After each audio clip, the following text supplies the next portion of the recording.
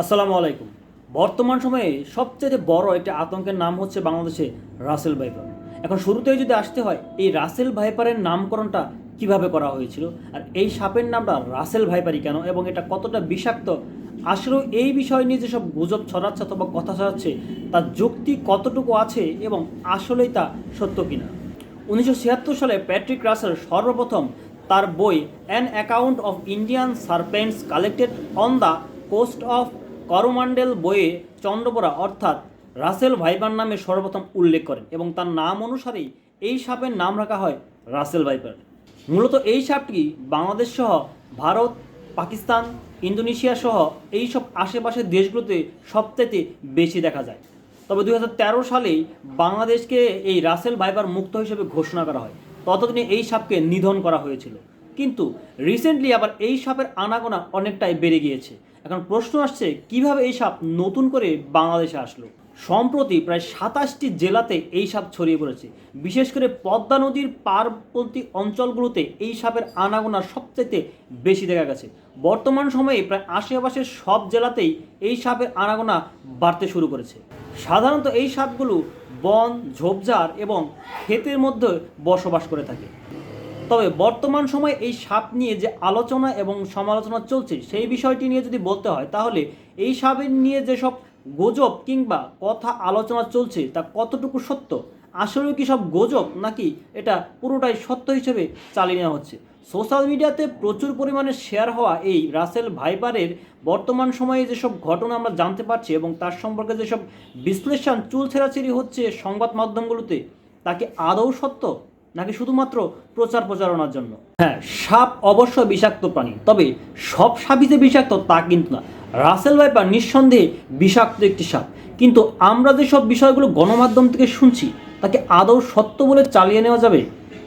যেমন Russell viper নিয়ে যে প্রথমে যে কথাটি আছে সেটা হচ্ছে, রাসেল ভাইপার যদি কাউকে দেখে তাহলে তার দিকে দৌড়ে আসে তাকে কামড়ানোর জন্য। এটাকে আসলে আদৌ সত্য না, এইরকম আজ পর্যন্ত কোনো ঘটনা দেখা যায়নি। তবে এই বিষয়টি খুব তোড়জোড়ভাবে সোশ্যাল মিডিয়াতে প্রচার করা হচ্ছে। তা আসলেও কি সত্য, এই বিষয়টি কেউ চিন্তা করেও দেখছে না। এরকম কোনো ঘটনা রাসেল ভাইপারের ক্ষেত্রে নেই। তবে রাসেল ভাইপারের কাছাকাছি বা আংশিক পর্যায়ে যদি আপনি থাকেন, সেক্ষেত্রে সে আপনাকে কামড়াতে পারে। এছাড়া রাসেল ভাইপার মানুষ দেখলে যে তার দিকে দৌড়ে এসে কামড়ায়, এটা পুরোটাই একটি গুজব। এই সাপটি মূলত ভারত থেকে বাংলাদেশে আসে, যার কারণটা হচ্ছে বর্তমান সময়ে বাংলাদেশের জোয়ারের যে পানিটা আসছে, সেই পানির সাথে ভেসে তারা বাংলাদেশে প্রবেশ করছে এবং পদ্মা নদীর আশেপাশের যে এলাকাগুলো, সে এলাকাতে সর্বপ্রথম সবচাইতে বেশি দেখা যাচ্ছে। এটা ভারত থেকে বিভিন্ন সময় বিভিন্নভাবে ভেসে বাংলাদেশে আসে। বিশেষ করে এই সাপগুলো কচুরি পানার সাথে ভেসে বিশেষ এদিক সেদিক সবচাইতে বেশি ছড়ায়। এই সাপটা শুকনোতে যেভাবে দৌড়াতে পারে, ঠিক সেম একইভাবে পানির মধ্যে খুব দ্রুতভাবে চলতে পারে। এই সাপটা অনেকেই বড় সাইজের দেখলে অজগরের মতো বলে মনে হয়। রাসেল ভাইপারের বংশ বিস্তার সম্পর্কে যদি বলতে হয়, তাহলে সেটা হচ্ছে, অন্যান্য সাপের ধর্মই হচ্ছে ডিম দেওয়া, এরপরে সেখান থেকে বাচ্চা ফুটে বের হওয়া, কিন্তু রাসেল ভাইপার সম্পূর্ণ আলাদা। রাসেল ভাইপার সরাসরি বাচ্চা প্রসব করে, যার কারণে এর বংশ বিস্তার সবচেয়ে দ্রুত এবং তাড়াতাড়ি হয়। আর তবে কৃষি গবেষণাগার থেকে যতটুকু জানা গেছে, তারা বলেছেন যে রাসেল ভাইপার বৃদ্ধির আরেকটা কারণ হচ্ছে কৃষি জমিগুলো সবচেয়ে বেশি বেশি করে ফলানো।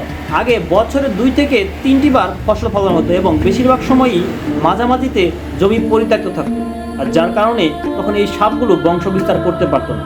আর এখন অতিরিক্ত ফসল ফলানোর কারণে, মানে বেশিরভাগ সময়ই ক্ষেতের মধ্যে গাছ থাকার কারণে এই সাপগুলো বংশ বিস্তার দ্রুত সময়ে করছে। তার মানে এই নয় যে ফসল ফলানো যাবে না। তবে রাসেল ভাইপারের বংশ বিস্তারের দিক থেকে আমরা যদি বলতে চাই, তাহলে বলতে হয় যে এই সাপ কি একেবারে নিধন করা সম্ভব? আদৌ কোনো সাপকে একেবারে নিধন করা সম্ভব নয়। তবে বাংলাদেশের রাসেল ভাইপারের দংশনের হার খুব একটা বেশি না, মোটামুটি গত বছর পর্যন্ত আজ পর্যন্ত 5 জনকে এই সাপের দংশন করে মৃত্যুবরণ করেছে। তবে বাকি যারা আক্রান্ত ছিলেন তারা এখন সুস্থ। অনেকে বলছেন রাসেল ভাইপারের অ্যান্টিভেনম কি বাংলাদেশে আছে?